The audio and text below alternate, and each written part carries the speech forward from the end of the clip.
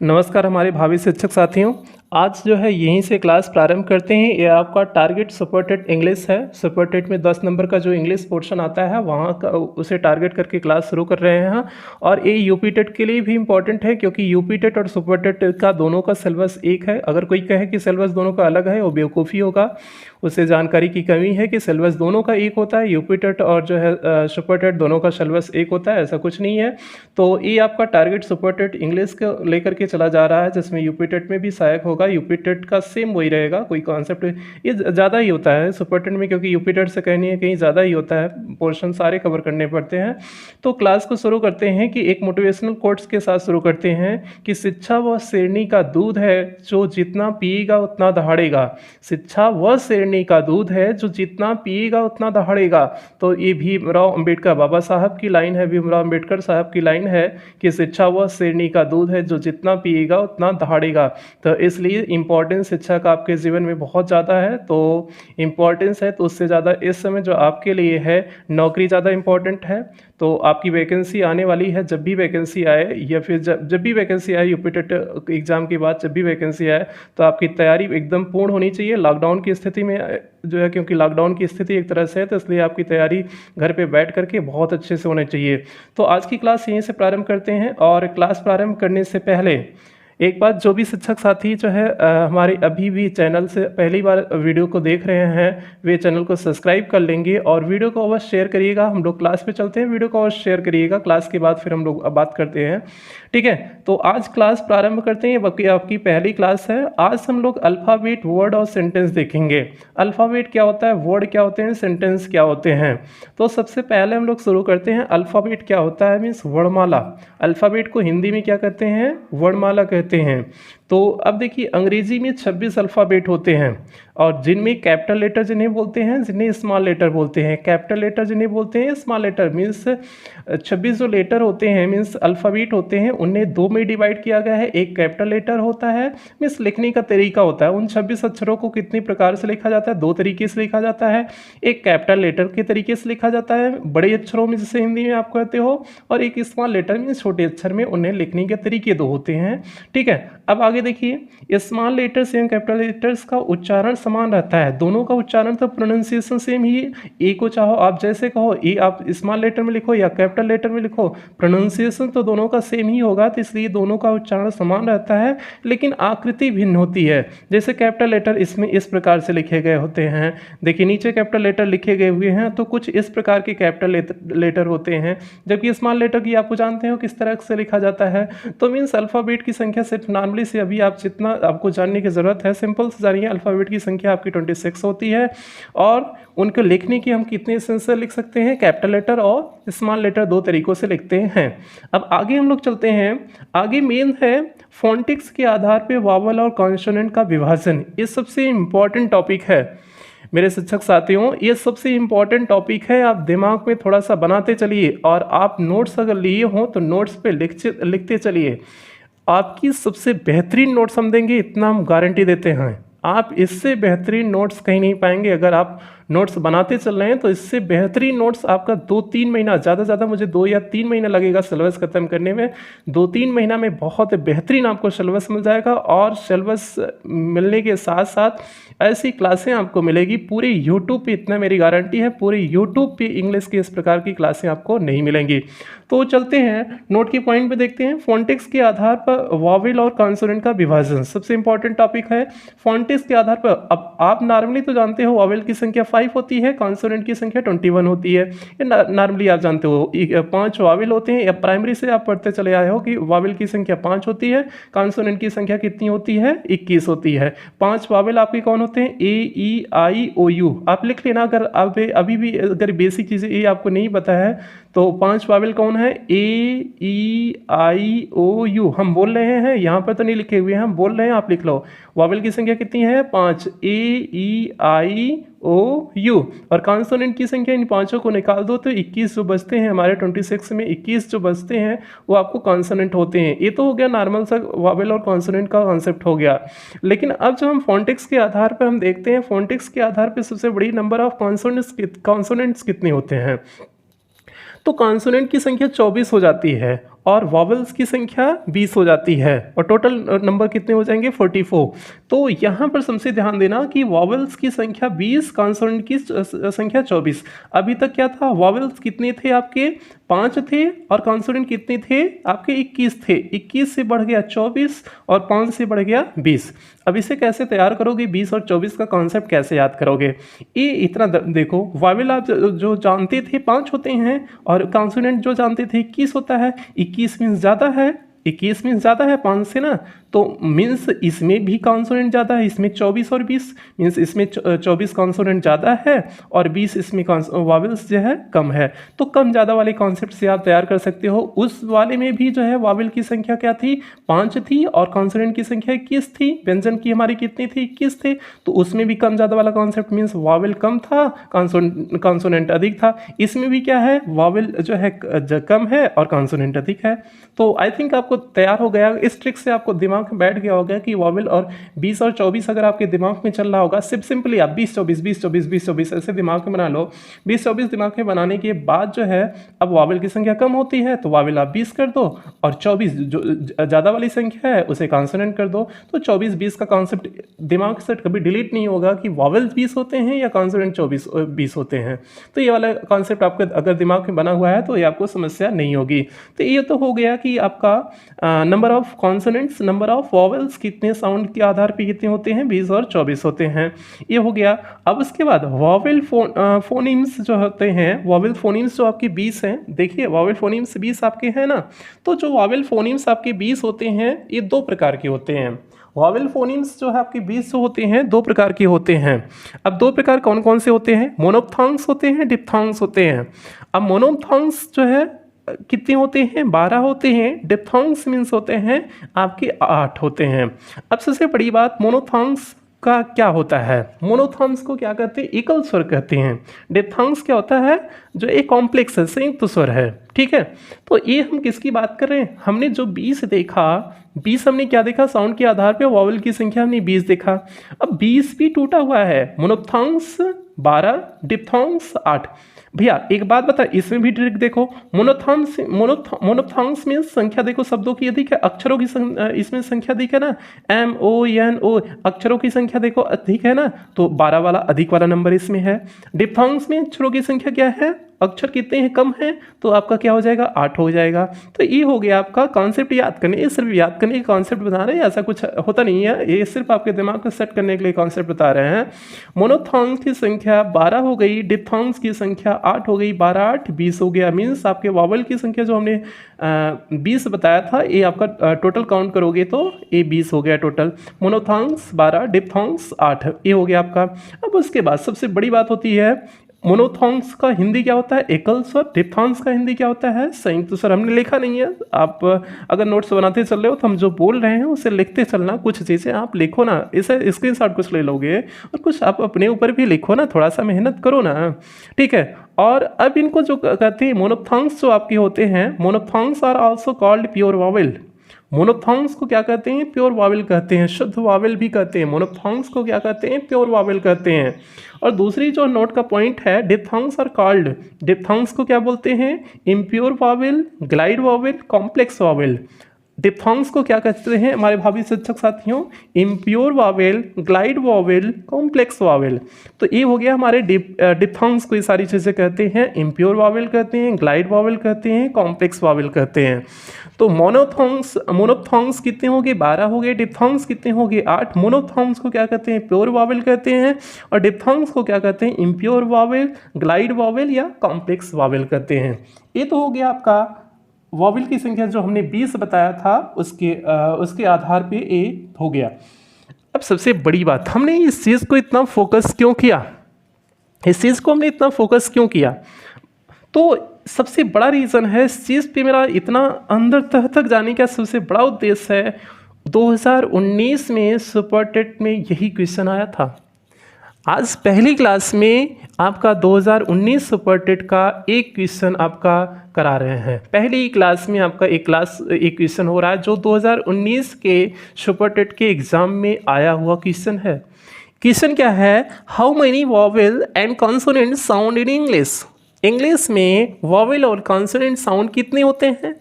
अब 20-24 का कॉन्सेप्ट तो आप जानते हो, 20-24 हमने अभी रटाया, आपको 20-24 होते हैं। अब मेरे भाइयों, मेरे साथियों, ये बताओ वावेल 20 होते हैं या कॉन्सोनेंट? ऐसे सेम पूछा था, वावेल पहले लिखा हुआ था, कॉन्सोनेंट बाद में लिखा हुआ था।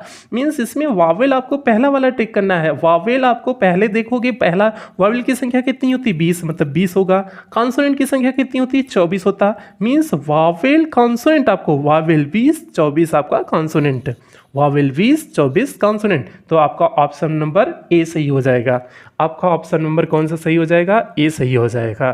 तो यही क्वेश्चन सेम, यही एकदम हुबहू क्वेश्चन आया था, एकदम हुबहू क्वेश्चन आया था। How many vowel and consonant sound in English? English में कितने वॉवेल और कॉन्सोनेंट के साउंड होते हैं? तो उसमें 5 और शायद 21 का, 5 और 21 का ऑप्शन भी हमने, 5 और 21 का ऑप्शन यहाँ नहीं बनाया हुआ है, 5 और 21 का ऑप्शन भी दिया था। तो 5 और 21 वाला ऑप्शन उसमें सही नहीं था। सही आपका कौन सा ऑप्शन होगा? 20 और 24 वाला होगा। अगर दो चीज़ें होती हैं, अगर वावेल और कॉन्सोनेंट नॉर्मली पूछा होता और 20-24 का ऑप्शन नहीं दिया होता, तब 5 और 21 दिया होता तो हम टिक कर देते हैं। कॉन्सेप्ट इसमें दिमाग बनाओ। अगर साउंड की बात नहीं किया होता, साउंड की बात नहीं किया होता, पूछा होता how many vowel and consonant in English, कितने वॉवेल और स्वर और व्यंजन इंग्लिश में होते हैं। How many vowel and consonant in English, sound नहीं लगाया होता। तो अगर 20-24 का ऑप्शन नहीं दिया होता और 5 और 21 का ऑप्शन दिया होता, कितना दिया होता? 5 और 21 का, तो आपका उत्तर 5 और 21 सही हो जाता। आपका उत्तर कौन सा सही हो जाता? 5 और 21 का तब सही हो जाता। लेकिन यहाँ पर देने की वजह से हमारा उत्तर क्या हो जाएगा? 20 और 24 हो जाएगा। उम्मीद करते होंगे आपको ये चीज़ एकदम दिमाग में कॉन्सेप्ट बन गई होगी। एकदम बेसिक चीज़ें हम चल रहे हैं, बहुत बड़ी चीज़ें नहीं चल रही हैं, लेकिन दिमाग में सेट करते चलो, सारी चीज़ों को दिमाग में सेट करते चलो। ठीक है, आगे हम लोग चलें, आगे हम लोग चलते हैं। आगे चलने से पहले एक बार जो भी साथीगण देख रहे हैं, जो भी हमारे भावी शिक्षक साथी देख रहे हैं, वीडियो को लाइक करेंगे और चैनल को सब्सक्राइब करेंगे और शेयर करिएगा। आप लोग शेयर करिएगा, क्योंकि वीडियो बनाने में बड़ी मेहनत लगती है। आपका पीडीएफ से इसे तैयार करना, पूरा लिखना, जो ये बड़ी मेहनत का काम होता है, अपना बहुत समय देते हैं। तो एक बैच शुरू की है जिससे पूरा ख़त्म भी करेंगे, तो आपकी संख्या बहुत अच्छी रहेगी, तो बैच लेके चलेंगे, हालांकि ख़त्म तो करेंगे ही। ठीक है, तो शेयर अवश्य करिएगा। सभी जितनी भी हमारे साथीगण देख रहे हैं वीडियो को, शेयर आप लोग अवश्य करिएगा। चैनल को जो है शेयर अवश्य करिएगा। मैक्सिमम जितने लोगों को फ़ायदा करा सकिएगा उतने लोग को कराइए। जो है जितने लोग जुड़ सकते हैं सभी को जोड़िए इस चैनल के माध्यम से। इंग्लिश के लिए खासकर इस चैनल पे इंग्लिश की क्लासें आपको अभी मिलेंगी, तो खासकर इंग्लिश के लिए आप सभी साथी से निवेदन है कि चैनल को अवश्य जो है शेयर अवश्य करें इंग्लिश से। मेरी गारंटी है, आप जिसे भी शेयर करेंगे वो आपको शिकायत का मौका नहीं देगा, कि उसे भी गर्व होगा आपके ऊपर कि बेहतरीन आपने जो मुझे बताया, बेहतरीन क्लास बताया था। तो इसलिए जो है उस चीज़ के लिए आप एकदम बिंदास होकर के चैनल को शेयर करिए, वीडियो को शेयर करिए। ठीक है, आपका एकदम बेहतरीन ढंग से ख़त्म करेंगे। ये हो गया आपका। अब आगे हम लोग चलते हैं। ये तो हो गया अल्फ़ाबेट की हम लोग बात कर रहे थे। आपके जो 26 अल्फ़ाबेट थे हम लोग पूरा उसके बारे में डिस्कस किए। अब दूसरी टॉपिक आती है वर्ड क्या होता है। आज हम लोग की टॉपिक क्या है? अल्फ़ाबेट, वर्ड और सेंटेंस क्या होते हैं। तो अब हमारी टॉपिक क्या है? अल्फ़ाबेट तो हो गया, वर्ड क्या होता है, शब्द क्या है। वर्ड क्या है मीन्स शब्द क्या है। हमारी टॉपिक है शब्द मीन्स वर्ड क्या है। अब इसमें देखते हैं, अल्फ़ाबेट को आपस में मिलाकर लिखने से उनका कोई अर्थ निकलता है तो वर्ड शब्द कहा जाता है। अब बात समझो, अल्फ़ाबेट को मिलाकर के जब हम लिखते हैं मीन्स अक्षरों को सार्थक, आप ऐसे भी डिफिनेशन दे सकते हैं, अक्षरों के सार्थक समूह को, अक्षरों के सार्थक समूह को शब्द कहते हैं। इतनी बड़ी डिफिनेशन के चक्कर में नहीं पड़ो, सिंपल से डिफिनेशन आप बना लो अपने दिमाग में। अक्षरों के सार्थक समूह को क्या कहते हैं? शब्द कहते हैं। ठीक है, दिमाग अभी हम एग्जाम्पल भी देंगे तो आपको अच्छे से समझ में आ जाएगा। ठीक है, तो अक्षरों के सार्थक समूह को क्या कहते हैं? शब्द कहते हैं। अब आगे देखो, एक वर्ड बनाने की, ये सबसे इंपॉर्टेंट लाइन है, सबसे इंपॉर्टेंट लाइन ये है, एक वर्ड बनाने के लिए कम से कम एक स्वर एवं एक व्यंजन होना आवश्यक है। सबसे बड़ी बात, एक शब्द को बनाने के लिए एक स्वर एक व्यंजन होना आवश्यक होता है। किसी भी शब्द का आप निर्माण कर रहे हो, जैसे राम आपने कहा, श्याम कहा, पूजा कहा, प्रिया कहा, कम कहा, गो कहा, स्लीप कहा, जो भी शब्द हैं सब में देखोगे एक वावेल रहेगा, एक कॉन्सोनेंट, ये मिनिमम है। ये मिनिमम क्राइटेरिया है कि वॉवेल और कॉन्सोनेंट रहेगा ही। कोई शब्द मीन्स कोई भी शब्द होगा वो बिना वॉवेल और कॉन्सोनेंट के नहीं बनेगा। शब्द तभी होगा जब वॉवेल कॉन्सोनेंट से बनेगा।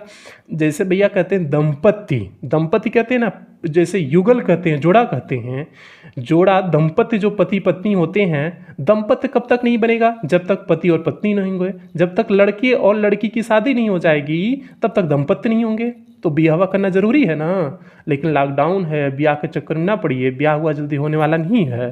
तो इसलिए पढ़ लीजिए, अभी पढ़िए, जो है ब्याह हुआ जब एक सारी कंडीशन सही हो जाए ना तब करिएगा धूमधाम से। ऐसे जाओगे 4 लोग के साथ जाओगे और दुल्हन लेके चले आओगे तो मज़ा आएगा उसमें? मज़ा ही नहीं आएगा। तो थोड़ा सा मज़ा आना चाहिए ना। तो इसलिए अभी ब्याह हुआ के चक्कर में कोई ना पढ़ना, ठीक है। अभी घर पे बैठ के एकदम बढ़िया से पढ़ो, ठीक है। मास्टर बन जाना, फिर उसके बाद मास्टर और मास्टराइन बन जाना, फिर उसके बाद ब्याह के योट कर लेना, कोई दिक्कत नहीं है, ठीक है। अब हम लोग टॉपिक पे आ जाते हैं। एक वर्ड बनाने के लिए कम से कम एक स्वर एक व्यंजन को होना आवश्यक है। हमने आपको समझा दिया। स्वर न होने पर स्वर की ध्वनि वाला व्यंजन होना आवश्यक है। स्वर न होने पर स्वर के ध्वनि वाला व्यंजन होना चाहिए, ठीक है। तो इस प्रकार से आपका ये हो गया, शब्द हो गया, मीन्स एक शब्द का निर्माण कैसे हो जाएगा। अब उसके बाद अपवाद में इसमें चलते हैं। अपवाद सभी जगह है। जैसे बिया दंपत्ति सभी का बन नहीं पाता है, कुछ लोग बिना शादी के ही होते हैं। और इस समय सबसे बड़ा एग्जाम्पल हमारे बिना शादी वाले में चल रहे हैं। हमारे प्रधानमंत्री जी वो भी बिना शादी वाले हैं, हमारे मुख्यमंत्री योगी जी वो भी बिना शादी वाले हैं। ये लोग अपवाद में आते हैं, ये लोग दंपत्ति नहीं हैं। ये लोग हाँ फर्जी वाला दंपत्ति कहीं बन गए होंगे, चोरी छुपे वाला, वो आप लोग जानते होंगे, वो बात की बात है, लेकिन ये लोग दंपत्ति नहीं हैं। तो अपवाद वाले में है। तो इनका भी अपवाद में आपका कौन कौन से आ जाते हैं? ए हो गया, ए का मीन्स एक है, आई मीन्स मैं होता है, ओ मीन्स ओ। ये ऐसे 3 हैं शब्द हैं, ये तीनों शब्द हैं, तीनों शब्द हैं, लेकिन अपवाद में है। अब हमने कहा एक अक्षर है, ये तो एक अक्षर दिख रहा है, इसे हम सीधे कह देंगे अक्षर है, शब्द नहीं है, लेकिन ये शब्द हैं।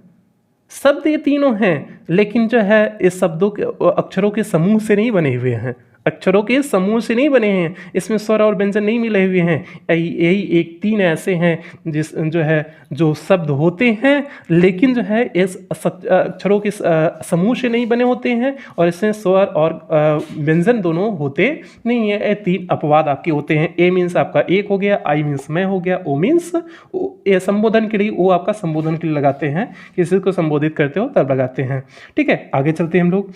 अब देखो जैसे हमने एग्जाम्पल इसमें दिया है, good, Ram, Mohan, girl, boy. अब गुड को अगर हम ऐसे लिख दें, दोनों ओ पहले लिख दें और फिर डी और जी लिख दें, दोनों ओ पहले डी और जी उसके बाद लिख दें, तो बताओ कोई शब्द बनेगा, कोई अक्षर बनेगा? जो है आपने ओ डी जी लिख दिया, ओ डी जी लिख दिया। अब अपनी कॉपी पे लिखिए ओ डी जी, कॉपी पे जल्दी से लिखिए आप ओ डी जी। अब बताइए इसका कोई अर्थ होता है? नहीं अर्थ होता है। जब नहीं अर्थ होता है तो एक शब्द कैसे वो तब हो जाएगा? तो शब्द अब ऐसे अगर ऐसे लिखेंगे GOOD, इसका एक अर्थ निकलेगा, गुड मीन्स अच्छा। जब अर्थ निकलेगा तब आपका क्या हो जाएगा? शब्द हो जाएगा, ठीक है। जैसे शादी के पहले भी लोग जो है लिव इन रिलेशनशिप में रहते हैं। कहाँ रहते हैं? लिव इन रिलेशनशिप कहते हैं। तो शादी के बाद जो होता है शादी के पहले ही हो जाता है, लेकिन उसे दंपत्ति नहीं कहेंगे। दंपत्ति क्योंकि उसका अर्थ ही नहीं है, जो उसके पहले होता है उसका कोई अर्थ ही नहीं होता है। तो जब अर्थ नहीं है तो आपका वो दंपत्ति नहीं होंगे। दंपत्ति तभी होंगे जब उनका कोई अर्थ निकलेगा। अर्थ तब निकलेगा जब शादी करेंगे। तो इसमें भी सेम कॉन्सेप्ट वही है, GOOD जब हम करेंगे GOOD, तो जब एक अर्थ निकलेगा तो आपका शब्द होगा, अगर अर्थ नहीं निकल रहा है शब्द नहीं होगा। सेम राम में कॉन्सेप्ट हो गया, मोहन में हो गया, गर्ल में हो गया, बॉय हो गया। अब आई थिंक आपको समझ में आ गया होगा कि वर्ड क्या होता है। अब आगे चलते हैं सेंटेंस। सेंटेंस क्या होता है? मीन्स वाक्य क्या होते हैं? 2 या 2 से अधिक वर्ड्स को पास पास लिखने से बनने वाले शब्द समूह का कोई अर्थ निकलता हो तो उस शब्द समूह को वाक्य कहते हैं। आप इतनी टफ डिफिनीशन को छोड़ो, गोली मारो इस डिफिनीशन को, हम आपको सिंपल डिफिनीशन कहते हैं। अब अभी तक आपने अक्षरों का समूह कहा था, अब हम कहेंगे शब्दों के समूह। शब्दों के सार्थक समूह को क्या कहते हैं? सेंटेंस कहते हैं, वाक्य कहते हैं। शब्दों के, जैसे हमने एक एग्जाम्पल लिखा है, इसी एग्जाम्पल में आप देखिए, Shivangi is a good girl. Shivangi क्या है? शिवांगी एक शब्द है। इज क्या है? एक शब्द है। ए क्या है? एक शब्द है। गुड क्या है? शब्द है। गर्ल क्या है? शब्द है। शब्दों का समूह बनाना, बोलो बोलो हाँ, शब्दों का समूह बनाना। जब शब्दों का समूह बना तो ये आपका क्या हो जाएगा? वाक्य हो जाएगा। और इसका अर्थ निकल रहा है, Shivangi is a good girl, Shivangi एक अच्छी लड़की है, इसका अर्थ निकल रहा है। जब हमारे शिक्षक साथियों भाइयों, जब इसका अर्थ निकल रहा है तो हमारा सेंटेंस हो जाएगा, वाक्य हो जाएगा ना। अगर इसी को हम लिख देते, Shivangi girl is a good, इस तरह लिख दिए होते, वर्ब को कहीं भेज दिए होते, सब्जेक्ट को कहीं भेज दिए होते, मेन वर्ब को कहीं भेज दिए थे, और जो ऑक्सिलरी वर्ब को कहीं भेज दिए होते, हेल्पिंग वर्ब को कहीं भेज दिए होते, इस तरह से कर दिए होते, गर्ल गुड इज शिवांगी। अब बताओ ये क्या सेंटेंस होगा? वाक्य होगा? वाक्य बिल्कुल नहीं होगा। वाक्य वही हो सकता है जिसका क्या निकलता हो? अर्थ निकलता हो। यदि आपका अर्थ निकलता होगा तो जो है वो वाक्य होगा, अर्थ नहीं निकलता होगा तो वाक्य बिल्कुल नहीं होगा। मीन्स हम डेफिनेशन क्या दे सकते हैं? हालांकि आपके एग्जाम में डेफिनेशन नहीं पूछने वाली है, सिर्फ कॉन्सेप्ट दिमाग में सेट करो, बस उतनी की ज़रूरत है। मीन्स शब्दों के सार्थक समूह को क्या कहते हैं? शब्दों के सार्थक समूह को वाक्य कहते हैं, मीन्स सेंटेंस कहते हैं। शब्दों का ऐसा समूह जिसका कोई अर्थ निकलता हो, सार्थक समूह हो, वो आपका क्या हो जाएगा? सेंटेंस हो जाएगा। तो उम्मीद करते हैं ये चीज़ें आपको समझ में आ गई होगी। अब आगे चलते हैं, थोड़ा सा आज देखेंगे, आगे ज़्यादा नहीं चलेंगे, थोड़ा सा देख लो आप।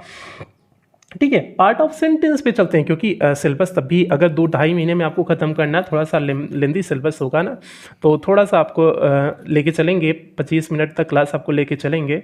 ठीक है, पार्ट ऑफ सेंटेंस, वाक्य के 2 भाग होते हैं। वाक्य के कितने भाग होते हैं? 2 भाग होते हैं।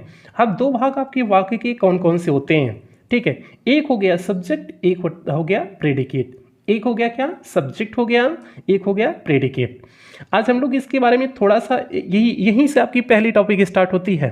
यूपी टेट सुपर टेट की आपकी पहली टॉपिक यहीं से स्टार्ट होती है, part of sentence. Unseen passage हमें पढ़ाना नहीं है अभी, अनसीन पैसेज लास्ट में प्रैक्टिस करवाएंगे। तो आपका जो पहला टॉपिक है, जो आपका पार्ट ऑफ सेंटेंस, तो वाक्य के कितने भाग होते हैं? 2 भाग होते हैं। एक होता है सब्जेक्ट, एक दो होता है प्रेडिकेट। सब्जेक्ट क्या होता है? कर्ता क्या होता है?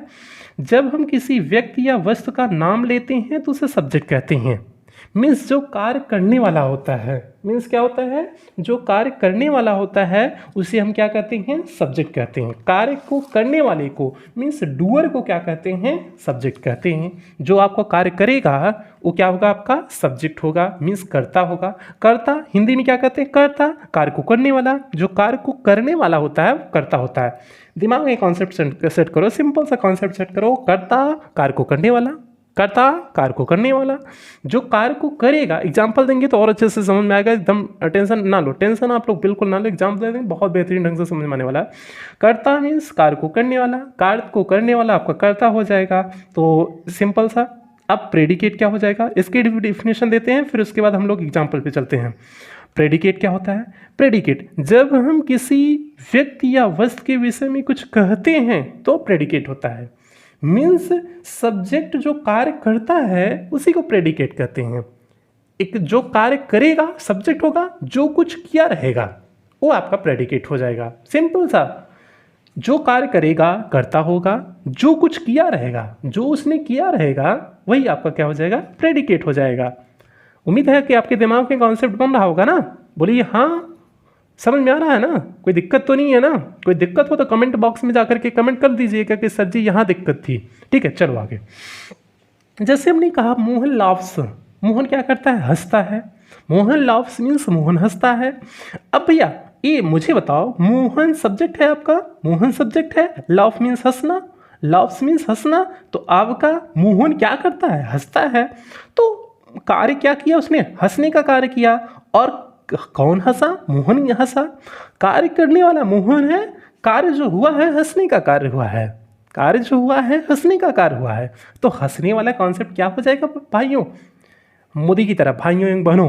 तो बताओ आप लोग क्या हो जाएगा तब? ये सब्जेक्ट आपका मोहन हो जाएगा, लव आपका क्या हो जाएगा? प्रेडिकेट हो जाएगा।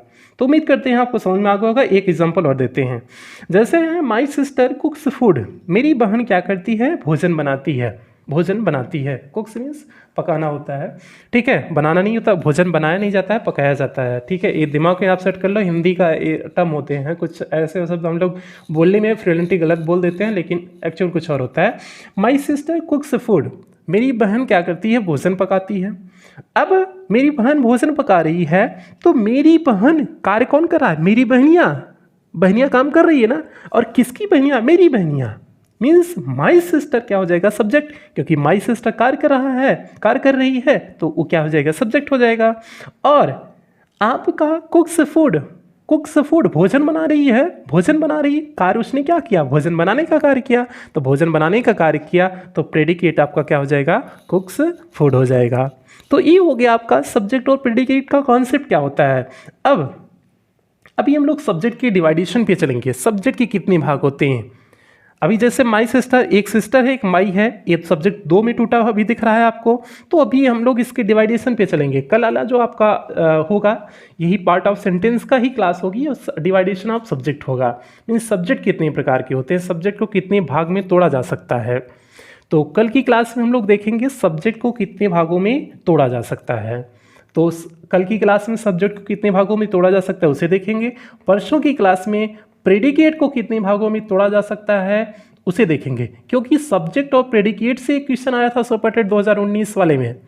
आज की क्लास में समझो दो क्वेश्चन आपका सुपर टेट का करा रहे हैं।